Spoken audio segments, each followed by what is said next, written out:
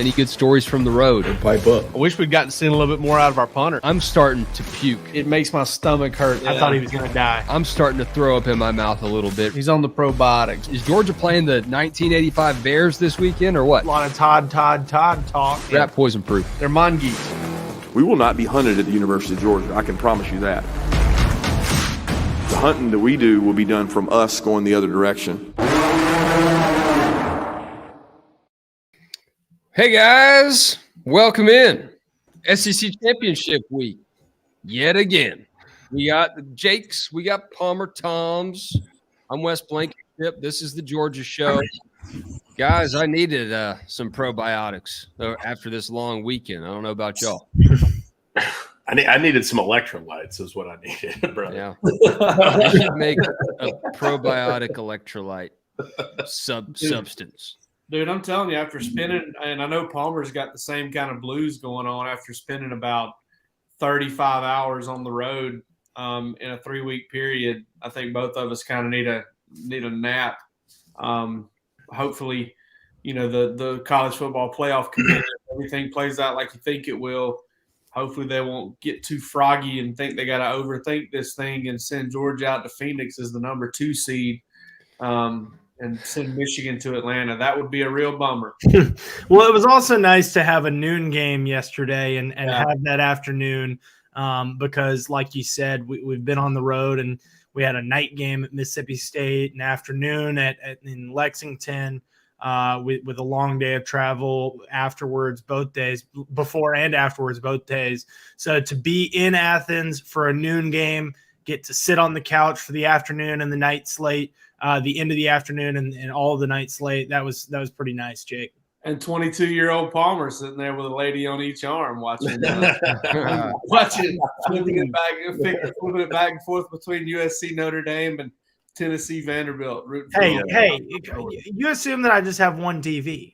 I got 2 TVs over here. The French call that menage a trois. Palmer's a professional sports watcher. Tighten up. So let's talk about that. Let's talk about that Michigan hypothetical, Jake. Don't just tease us like that. Let's jump right into it. What are the odds of that happening? Yeah, I mean, I'm no Heather Dinich, okay, but I will say this: I can see it, and I would understand the argument. I wouldn't agree with it, but I would understand it. Look, man, you look at that AP and that coaches poll today, especially the coaches poll. Penn State's number 7 and Ohio State's number 5. That all of a sudden has Michigan with 2 wins higher than Georgia's best win because Tennessee and Oregon have taken a hit lately. But I think what kind of buoys Georgia and keeps Georgia where it's at is that the Kentucky, Mississippi State, and the Kentucky, Mississippi State, and South Carolina wins all got better on Saturday. I don't think you're going to see Kentucky slipping back into the top 25. They were in there and then lost 2 games, Vandy and Georgia. So I don't think you're going to see Kentucky get back in, but Mississippi State and South Carolina could be back in there. You might see South Carolina slide inside the top 20. They're 20, and I believe both the coaches and the AP. I still think if I had to bet on it, I would still say Georgia. By the way, don't follow my gambling advice because I'm on one of the most horrible runs, and I've lost my first place lead in our You staff. are you're New York Mets in this thing. Yeah, I really am, dude. Timmy Trumpet came and just cursed me at some point. I had him over, and he just ruined me. But yeah, so I think Georgia will be there. If I had to bet on it, I'd say Georgia's going to be that team. But I mean, the possibility's there, and if that means for us, poor, pitiful Georgia media, that we would have to go spend a lot of time in Arizona, and then if Georgia wins, significant amount of time in Los Angeles in the winter. That's really tough. Don't want to do it. I was recently in Scottsdale. See my cap here. So good news is plenty of good golf swings to be had while we're not working, if there is such a thing. Yeah, you left them out there. You left all the birdies out there for us. I did. I'll tell you how to get them. And I feel like that would be advantageous for Georgia personally if things stayed the same, right? I think TCU is a better matchup for Georgia than USC. Personally, thought about this. This is such a fascinating conversation. I've been thinking about this all day, and I think I agree. I think TCU is probably the less dangerous team, but I think that if Georgia could play USC in Atlanta, I think it could have its cake and eat it too. It can play close to home. It can play a team that has to come all the way across the country. And it can also play a team that has the Heisman Trophy winner and the Trojan on the side of the helmet and the history. And how about that blue blood run that would be for Georgia? You look going back to last season, you got Michigan, you got Bama, right. You could have USC, maybe Michigan again in the Natty. Right, yeah, a lot of blue blood. Yeah, right, yeah. Just and LSU, is a pretty prestigious program too. Right, blue blood all over the football field. You got it all over your jersey. It's just knee deep in blue blood. Knee deep in blue blood. Yeah, I mean, but if you think about that, like the big thing for me is the Heisman Trophy winner, because that has cachet. My concern for Georgia for the playoff is having to play back-to-back games in Atlanta and maybe being bored, or I don't know. Maybe you're not. That's where Georgia is right now. Maybe you're not just. Maybe I'm not poking holes in that because I see where you're coming from, but if that's the thing that Georgia has to worry about, think about all the other teams that are thinking about how do we stop Georgia's rushing attack now with Kenny McIntosh? How do we block that front seven? And Georgia's like, do we really want to play in Atlanta twice? It's good. Yeah, I'm not saying they're good problem to have, but I'm just talking about just that. There's a little bit of hunger, that little bit of fire, that you saw from USC last night. If you watched that Notre Dame game, by the way, you saw a very hungry, tenacious, nasty football team. And if the same Georgia that showed up against Tennessee shows up, in 3 games in a row, dude, we're doing Celebration Sunday Part 2. Okay. All right. Well, why haven't they? I don't know. You can say young team, but man, I remember those Pete Carroll USC teams. They won 2 titles in a row, and then they ran through the 2005 season, right? Undefeated, played Texas. I thought they were going to beat the shoes off of Texas. I thought they were going to beat it off everybody. I thought there was the greatest team, ever assembled. But they had so many close calls throughout that season. I think they almost lost to Fresno State. Yeah. That was not a young team. That was a veteran team. And that team just kind of toyed with its food a little bit. And I think Georgia's kind of running into that. And I also think that Georgia's also listen, there's no inside information here, but I also believe that Kirby Smart and Todd Monken are kind of protecting their quarterback for a stretch run. I'm not saying he's hurt. I just think they're just trying to take care of him and limit his exposure so that they've got him for these next 3, because the game plan of the last 2 weeks just don't make a whole lot of sense when you consider they've thrown the ball about the same amount of times in 2 weeks that they threw in one game. Do you think, though? My concern there, and I'd be interested to hear your thoughts on this, is like rest versus rust. Yes, the idea of like, can you just turn it on like that? Can they just flip that switch, or is this not something that? That's going to be the classic question, of course, but I don't know that I necessarily agree with that idea. I can see where you're coming from, and I'm not saying you're wrong. I just don't know that I agree with the idea of doing it. I don't either. No, I'm 100% with you. I don't know that I agree with it either. To that I would say, I guess if you're them and you're thinking about it that way, well, you've got him, roughly, you got him, 18 and 19 attempts in back-to-back games. So you haven't shut him down.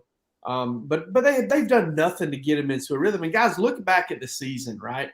If you look back at the season, when have they put the ball in Stetson Bennett's hands right to start with and been like, oh, crap, we shouldn't have done that? Every single game that they have come out firing from the opening drive. More often, I can't be sure, but I would say they probably jumped out to a lead in all but maybe one of those games. I can't recall one where they didn't. And every single time where they've come out and they've got to get into a rhythm, he's had his best games of the year. I think it's a Talladega Nights team. They want to go fast. Yeah. Jake, we talked about it after that Kentucky game. Is you look back and you look at Oregon, South Carolina, Tennessee, the Vanderbilt, those games that he gets going early, and Georgia makes it a point to get him going early. He's played very well.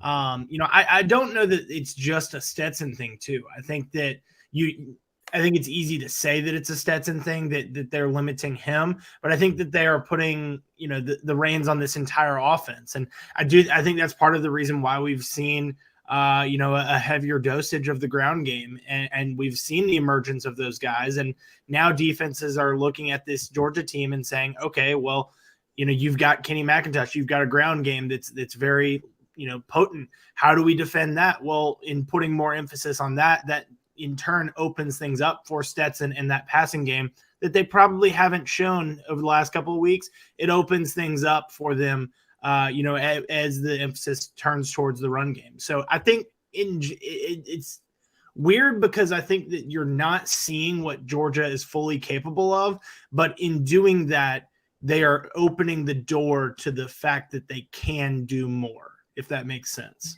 Yeah, okay. I'll take the bait on that. You settle down a little bit. You don't put as much out there. I'm hearing you on that.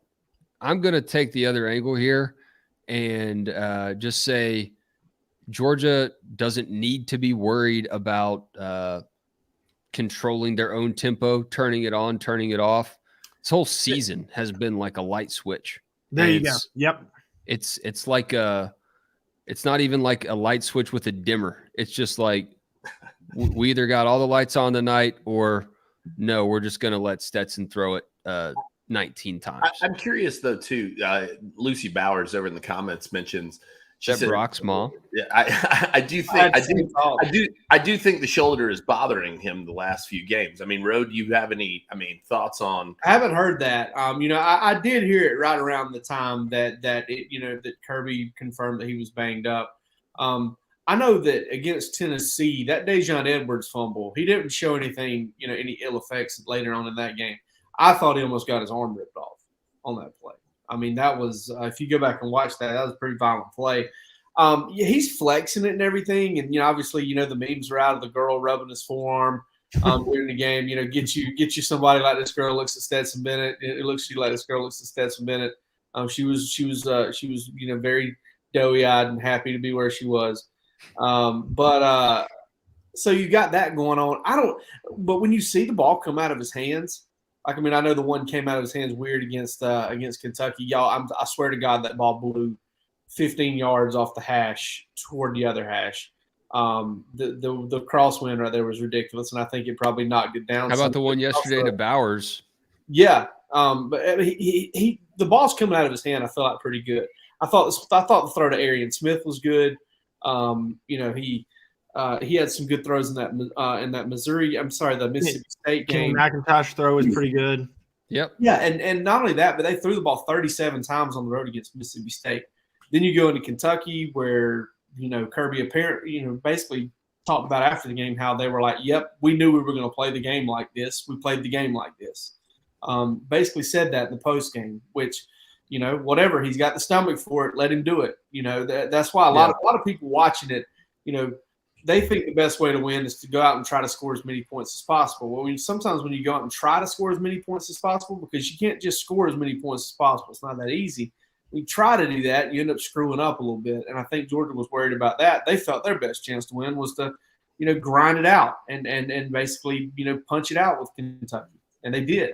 And they won. And it got them there. So I don't think that there's, and I know what Chris is referring to here with the pre-bye week, post-bye week stuff. It's, explosive pass percentage is down and the passing is down on first and second down. I think a lot of that is skewed by the last couple of games where Georgia has just been super ground heavy. And I think that's intentional on Georgia's part. I don't think Stetson Bennett is hurt. I think Georgia has just chosen to limit his exposure with the game plan the last couple of weeks. And I'll be pretty surprised if we're not back to our, 32 to 35 attempts, what we're looking at from Stetson Bennett here, starting in the SEC championship game and then going forward. Yeah, because we do know Georgia's going to have some more meaningful football after the SEC championship one way or the other. How about instead of worrying about where Stetson is and what's wrong with Stetson, how about let's take a look and appreciate what Kenny McIntosh is doing for this team. He's a dog right now. He's been on a tear, and we talked to Kenny after the game. Kirby mentioned it. Stetson mentioned it. It really goes back to that fumble that he had against Florida. They said that he's been pissed off, running like a madman since that fumble, wanting to make up for his mistake there. You saw it some in that game. He turned in a career high. I think it was 94 yards in that game. A couple weeks later against Florida has a career high. Against Kentucky this past week had a career high rushing total. And then yesterday had a career high total yardage total as he led all-purpose back. Yeah, as he led Georgia in both rushing and receiving. Talking to Kenny after the game, he said, look, this is my last year. This is something I've waited for all my life. He understands the opportunity that he has, not only at Georgia, but to potentially help himself out down the road with NFL draft coming up. And, I think what he's showing the last couple of weeks, both as a, runner and as a receiver, certainly helping his stock there. And I don't think we can underestimate what the guy's done. I think Kenny McIntosh has saved the Georgia running game. I don't think anybody else has been super effective. Dejan Edwards has a couple of moments. Kendall Milton's had a pop here and there, but Kenny is shouldering that load and doing so very admirably. And I think that emergence, especially into this stretch and hopefully continuing that momentum, I think that's going to be huge for Georgia moving into these the SEC championship and the playoffs. You look at a regular season, 100 yards receiving in the opener, 91 yards receiving in game 12, 177 total yards. He got off to a really slow start this year as a runner. Mm-hmm. Through the first few games. I was kind of taking a victory lap on my pick to Dejan Edwards to lead the team in rushing. Not doing that really anymore. Even though Dejan had a really good game, I think Dejan has had some really good moments in almost every game except for like the two previous to this one. Those were very dead for him. The guy, I'm telling you that is, I feel like is coming on and has and listen, this started about Kenny McIntosh. Kenny McIntosh is awesome. He's a beast. He's doing some things for Georgia right now that's amazing. But man, I'm telling you, Kendall Milton just has a little bit more juice than most backs do this time of year. From the time he missed, from having a small piece of the load, smaller piece of load than a lot of running backs earlier in the year.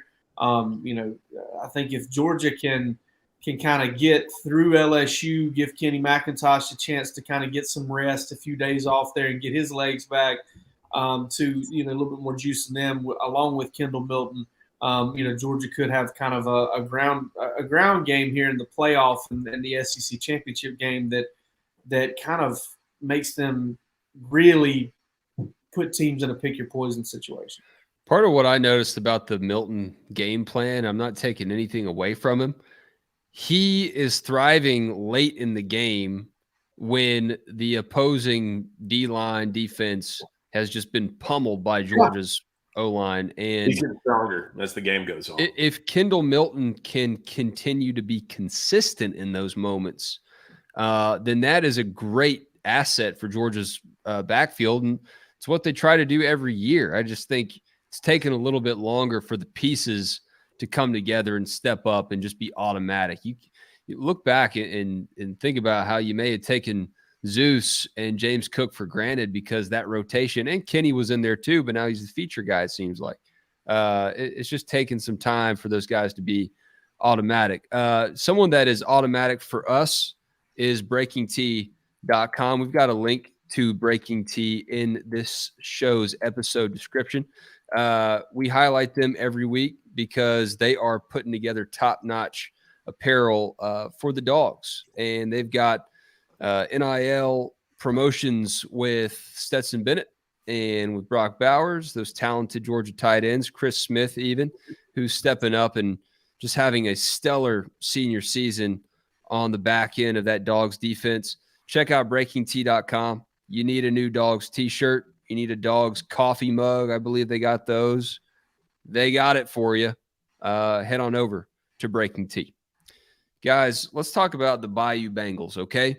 I don't know how much you got to watch of that A&M game, but I brought it up on the tweeter machine. And it's interesting to me that we're watching a team already locked up their division coming into the SEC championship game, effectively getting smoked against another SEC team to end the season. I can't think of a year where this happened. It's pretty unique. Tell you what, two things, man. Didn't expect that to happen. And while I don't think LSU played well, Texas A&M didn't really look like a 3-8 team either. Texas A&M kind of played well. It wasn't exactly just LSU, peeing down their leg. I thought Texas A&M kind of showed up and looked like it had talent for once. That's what college football is all about, man. Yeah, that's what it is. And that team played with some pride. And I can't remember who said it. I was listening to XM radio, and somebody said it would be so Jimbo for LSU, for Texas A&M to beat LSU. And so Jimbo it was, man. I don't know if it was the Spencer Rattler is what we've seen the last couple of weeks, but Jimbo'd hard on Saturday. Dude, Spencer, he's possessed by a demon, man. Rattler is Michael Jordan at the end of Space Jam when he gets all of his powers back. Yeah, with Michael's secret stuff, man. I mean, he got the secret stuff. He got some of Baby Billy's COVIDs. It's unreal, though. It's unreal. He's on fire. He's on Magic fire. elixir. I say it's what makes college football great, but really, it's kind of NFL-like. You can get popped by anybody in the SEC. It doesn't matter how good you are, which division you won, whatever you have going on. And yes, Jaden Daniels, the reports are that he is in a walking booth, the LSU quarterback. I'm still on this, guys. I think LSU could still beat Georgia. Is that a crazy thing to say? It's not. I don't think that's impossible, but I will say this. I feel like LSU is a perfect matchup. And we were talking about this earlier, right? The idea of USC being such a dangerous matchup. Jaden Daniels is the closest thing that you're going to run into to Caleb Williams, in my opinion. And I think that that's something that works in Georgia's favor moving forward. Now, can LSU upset you? I think LSU absolutely has that capability at any time. I'm not going to really point to that Bama game because this is a weird year for Bama, especially when you go back and look at the opposing records for these guys. But I think that LSU has enough talent on the field, and that's a good coaching staff over there, that they can present a problem at any point. But I don't necessarily see it as a situation where Georgia should be wringing its hands. The line's 15. At the open. Now, I think it'll close a little slighter than that, but I think that this is a game that sets up well for Georgia if you're talking about getting through this game and preparing for a team like USC. I don't think the line's kind of all over the place as far as lines go. I mean, sent 19.5, 17.5, 15. 19.5. Oh my God. Yeah, I don't think it's going to close closer than 15. Yeah. I mean, I don't think it's going to close any closer to 17 personally. Yeah. But yeah, that as far as lines go, I mean, these days, it's kind of all over the place, and I find that pretty weird because it was kind of the range that Palmer and I were talking about here recently. 15.5 to 19.5 is kind of where we had it.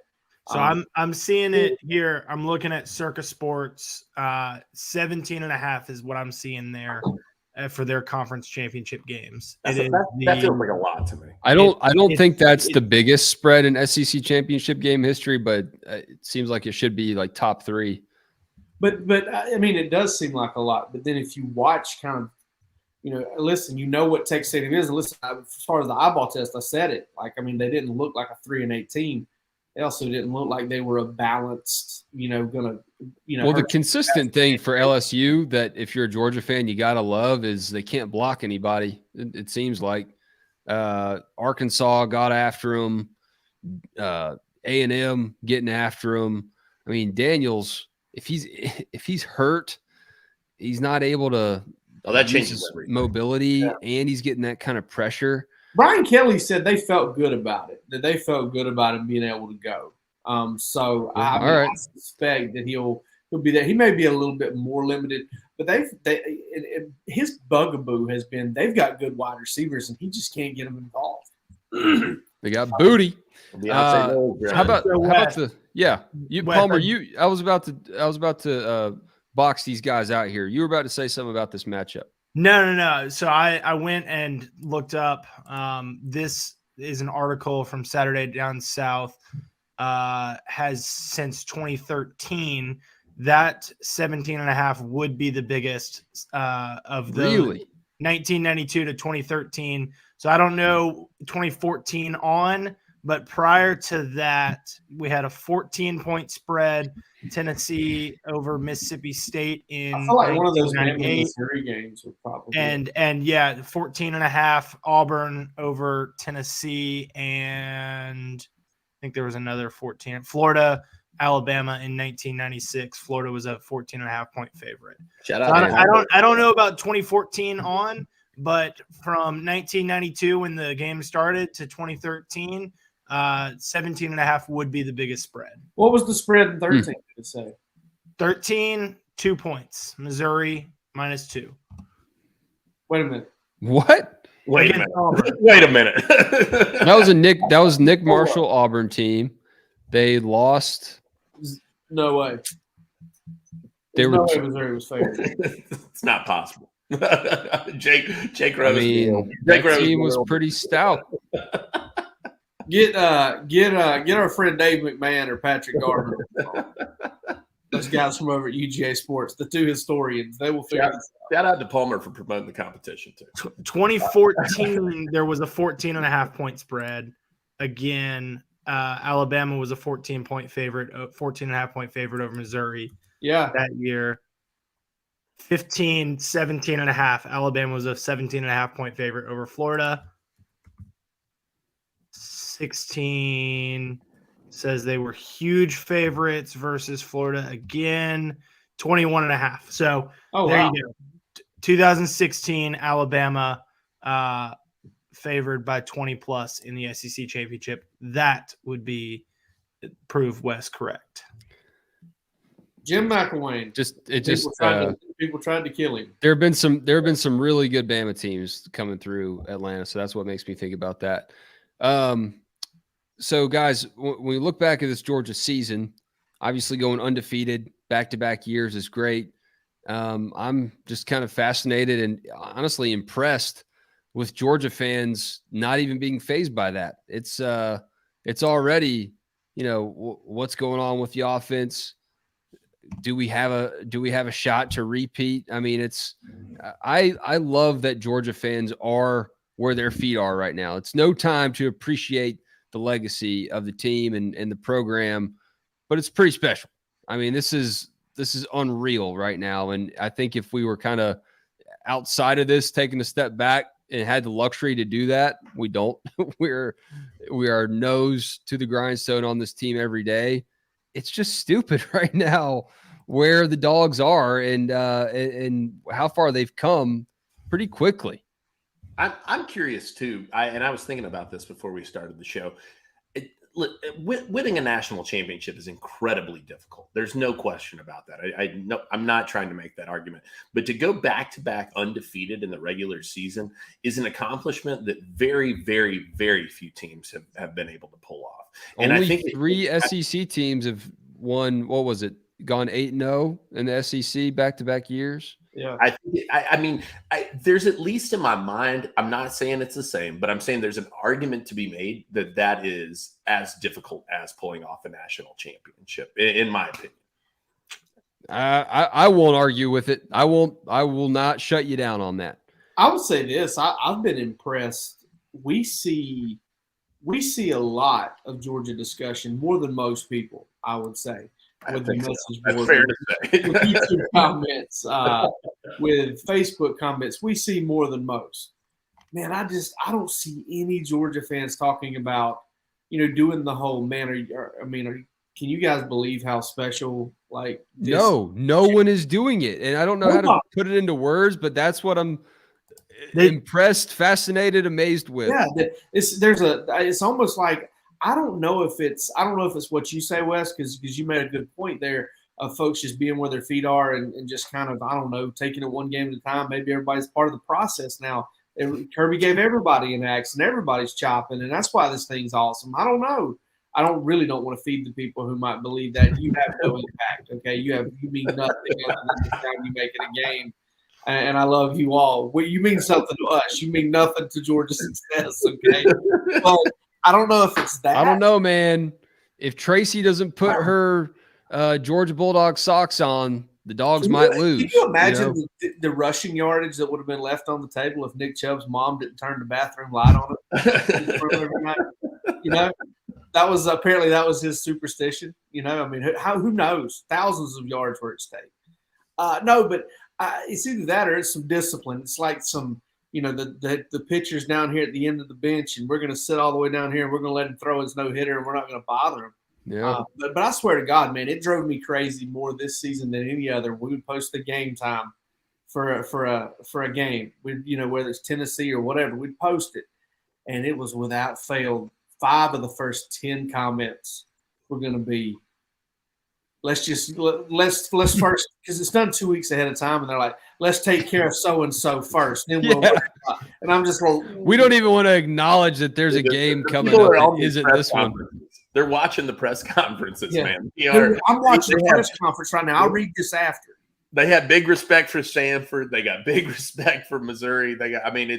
If a hotel didn't need booking, I wouldn't read it at all.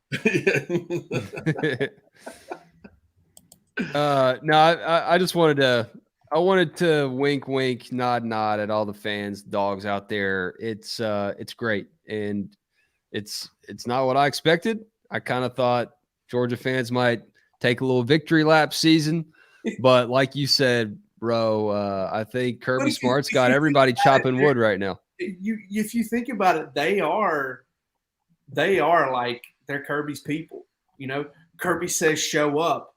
Yes, let's do this and make the world talk about it. Okay? Kirby yells at a beat reporter, he sucks. Yeah. We're back there, man. We're back there. I mean, why do you think? I'm surprised Palmer hasn't stepped in it just yet. The man could hold a coup at the Georgia State Capitol. There's no question about it. He can take over the state. He can lead an insurrection of Georgians into a foreign country. I think. I won't co-sign on that one, but you're probably not wrong. Let's get to a Hunker download, guys. Best things we saw surrounding. Did we find the meme? All right. Well, I found it. It's not the exact one you wanted. So, oh, God, it was so good. But you can set it up and you can explain it. Yeah. Here's the best thing I saw. And it's kind of combining a lot of my interest in one. Yes. Oh, God. I did see this one. You and say that this is the one I wanted to use. It's like a Turd Ferguson tip of the cap, no pun intended, to Norm Macdonald. It's a big hat. If you want a big hat, let me know, dude. I like that. Somebody in the comments, and they said they were right about it. If you have a friend as good as Brian Robinson, you need to count yourself lucky. That is unbelievable. Like, if you want a big hat, let me know. The attention to detail, and it just came out of nowhere. Like, there's no context to this at all. You can tell it's after the game, but there's no other context. It just says Brian Robinson said his friend has a quote unquote big hat company. If you want a big hat, let me know. There's nothing else. It's not a thread. It's not part of any other remarks on the game. The Falcons just handed this one to us. We just persisted. Love our quarterback, Taylor Heineke. None of that. Just a big hat. So big fan. I had no idea this was coming. And I had no idea this happened today. Isn't it? I've been alive for 39 years, top 25 things I've ever seen. Isn't it beautiful? I've got tears in my eyes. It's the big hat. All right, Jake, I found yours, kind of. So Jake texted us this morning. Jake was really fired up about this Hunker download. God, it cracked me up, y'all. And he sent out a very specific request. Here is the content. All right, it's Spencer Rattler pulling off the Joe Burrow impression with the cigar. Now, Joe Burrow won a national championship before smoking this stick here. I said Is that what it was? That wasn't stick. post Alabama? No, that was national championship. That's the natty. That's the one? Yeah. Both those are after beating Clemson. That's right. Yeah, there you go. All right, so maybe it's a Clemson cigar. The cigars, I forgot about that. The cigar is a Tennessee Alabama thing. So Jake, set up what was it that you saw? So I saw, because I think the joke is pretty funny. Yeah, I saw one of Joe Burrow on top, and then it had Spencer Rattler on the bottom, and the one on top says basically both of them have the blue check mark on Twitter. And one of them, and Joe Burrow's, beside Joe Burrow, it says, Twitter verified because credible source, strong content creator, whatever. And then it goes down and it shows Spencer Rattler, and it says, Twitter blue verified, paid for subscription to Twitter or whatever. And I just thought, with the current thing, it's better if you can actually see it. It's nowhere near as funny as what we just saw when Need a Big Hat Let Me Know.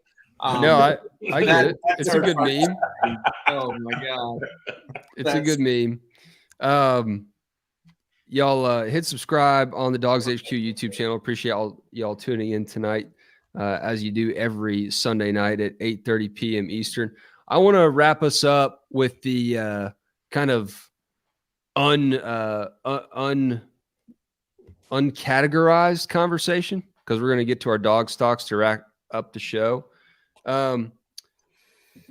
Georgia and Atlanta yet again. I know you guys are saying, maybe maybe Georgia needs a change of scenery. Maybe they need to go out and see a cactus or two and hit the reset button. But they've already won in Atlanta once. They just beat the brakes off Tech. It was a little interesting at first, and I could see LSU going for broke to start the game, just like Tech did. What do they have to lose now? They can't make the college football playoff. Let's go out there and win one for Brian Kelly's family, Regardless of what happens, I got to think that Georgia should be number one if they win the game, that is.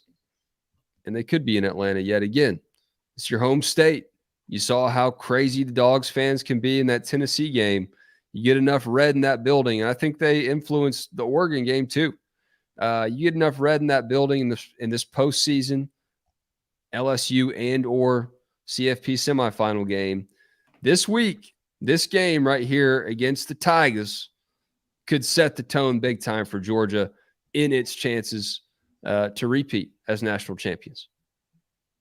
Hard to argue that. I think that this is absolutely going to give you a sense of which Georgia team is it going to be the Georgia team that comes out slow, sluggish, has gotten off to some of these weird starts?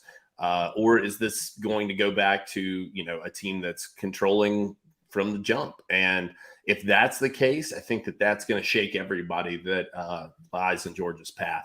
If they look like they did against, the early parts of Tech, people are going to feel like that's a more vulnerable team. I think, which is fair. I thought that they looked vulnerable yesterday early on in that. And they did against Auburn for that first half. Points in the Florida game as well. There have been those opportunities throughout the year. If Georgia's able to come out in this SEC championship game and set the tone from the jump, I think that that's going to strike fear in a lot of the potential opponents that they'll have to play moving forward. But we'll see. I don't know. They haven't been consistent about that. No. Well, and one thing I'll add to that is this is an important SEC championship game to them, because Kirby said it on Scott Van Pelt a couple weeks ago. I think it was before the Mississippi State game. Kirby gives SVP all the good answers. And then basically backed out of saying something about it tonight, by the way. He did. He said it a couple weeks ago and has not said it again, but has been asked about it a couple times. But essentially what he said was that winning the SEC championship is something that this team set out to do because last year's team didn't. And, looking back over the course of his career, Kirby as a head coach, this will be his 5th trip to Atlanta.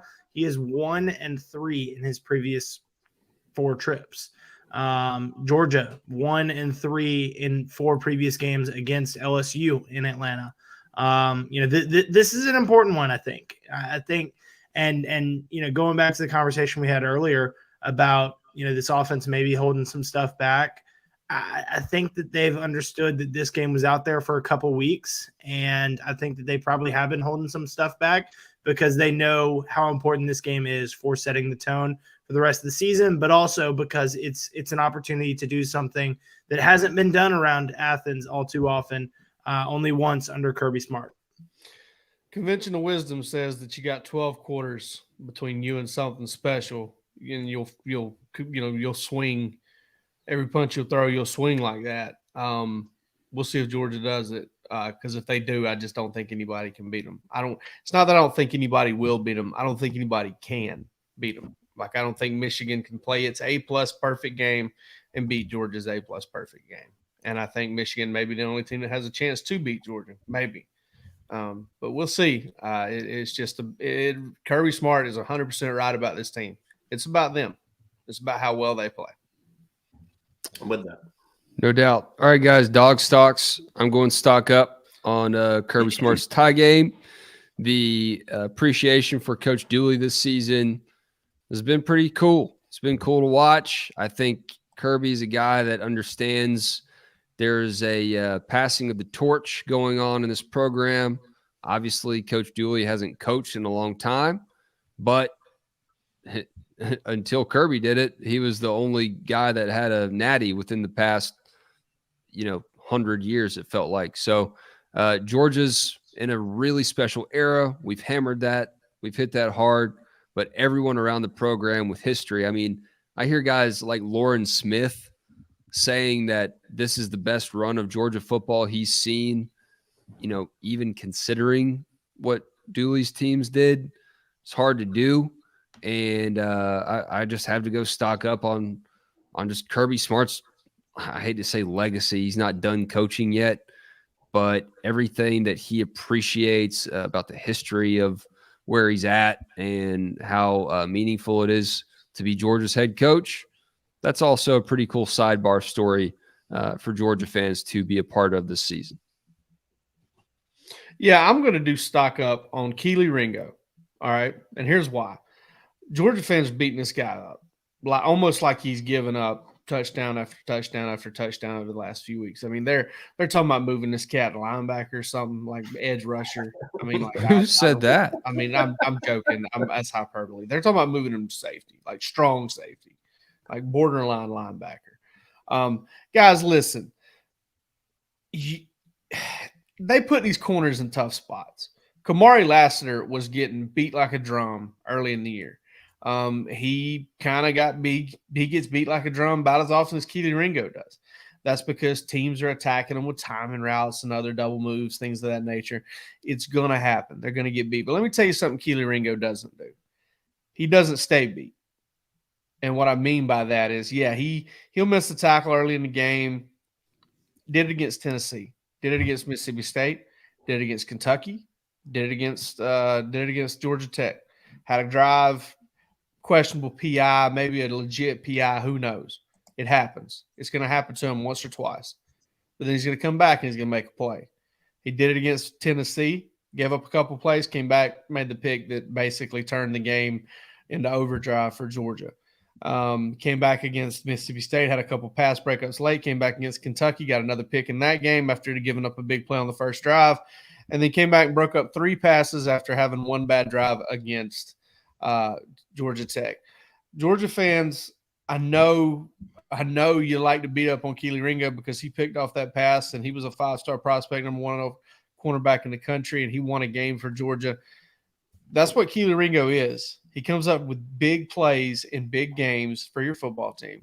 He's not going to go out there and give up nothing for nothing. Very few do.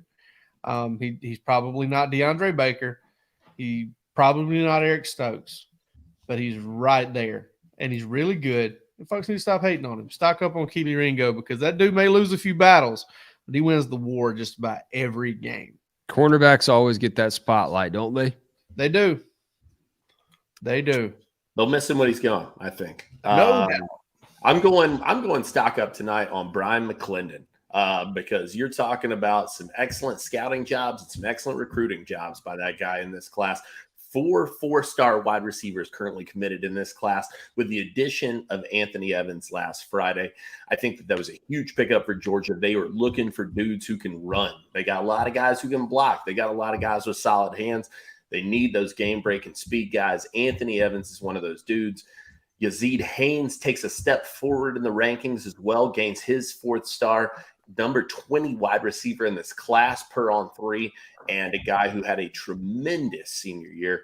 I think Brian McClendon doing an outstanding job at a position where Georgia really needed, quite frankly, an upgrade in terms of talent. Like I said, a lot of guys who did a lot of things well.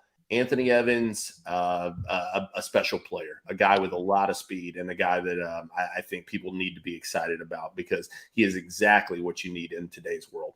Can I keep us on this for a moment? If you go to Anthony Evans' huddle, the top video he's got pinned on his profile is just called blocks. It's just him blocking people. You think they love that in Athens? I bet Kirby Smart is thrilled. I think they're drooling like English Bulldogs watching that. Listen, go watch the not blocking tape, and this kid is taking the yeah, top.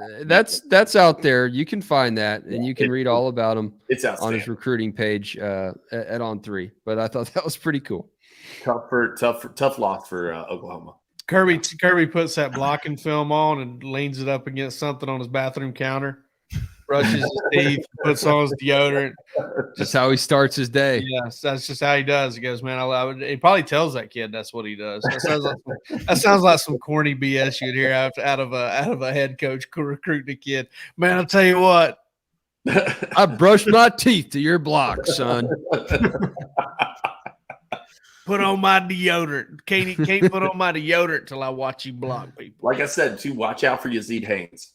Go watch that senior tape on that kid. Really, really good stuff on him. He is an outstanding player, and that raw athleticism starting to transition over. That's what I love actually about this recruiting class for the wide receivers. You got Tyler Williams. He's only been playing football for a couple of years. Anthony Evans, I think, still young in his game to some degree.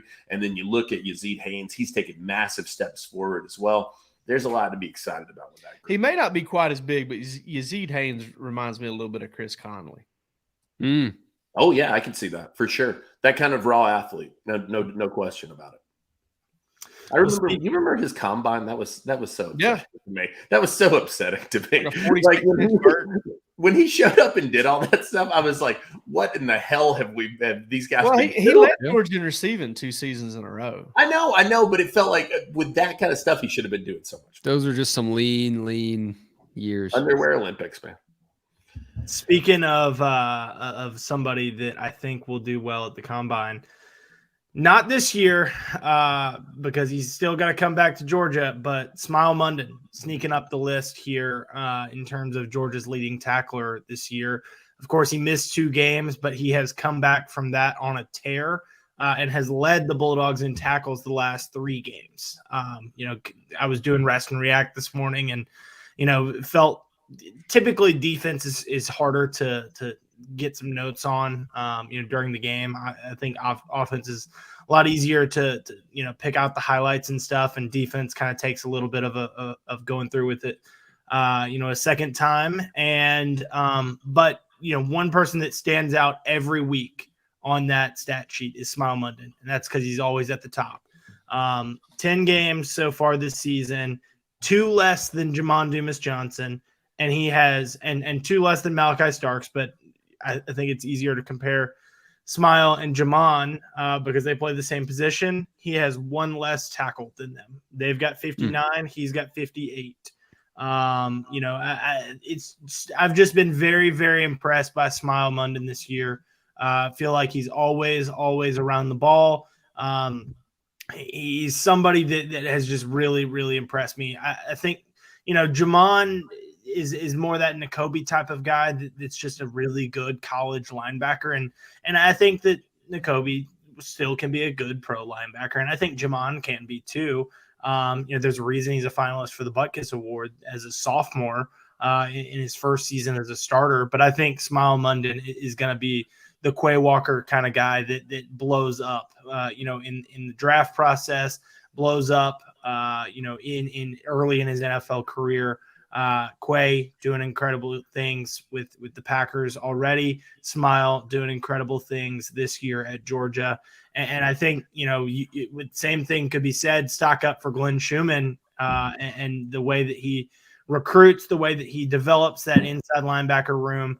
Really cool to watch that position get a complete overhaul this year, but no drop off in terms of their production on the field. Paulding County.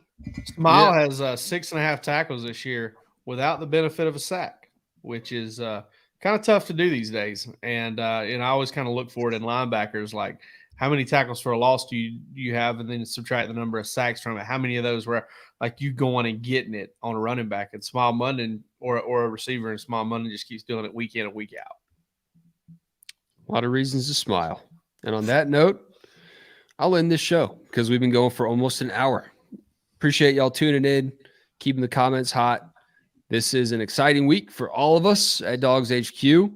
We'll have a couple extra, maybe not a couple, but maybe one extra live show leading up to the game. We'll keep you posted on that. But you can always count on joining us 8:30 p.m. Eastern every Sunday and Wednesday, and post-game as well. And myself, Jake Rowe, and Palmer will be at the SEC championship game against LSU. So we are all fired up about that. We love going down to the house that Arthur Blank built, getting that soft serve ice cream machine going, and everything else that comes along with an SEC championship game, guys. It's not often you get to see this happen. And like Palmer pointed out, Georgia is starving to get one of these on the wall again because it's been a while, relatively speaking. DawgsHQ.com, premium content, $10 for a month right now. So take advantage of that. Jake Roos with a lot of premium recruiting insight.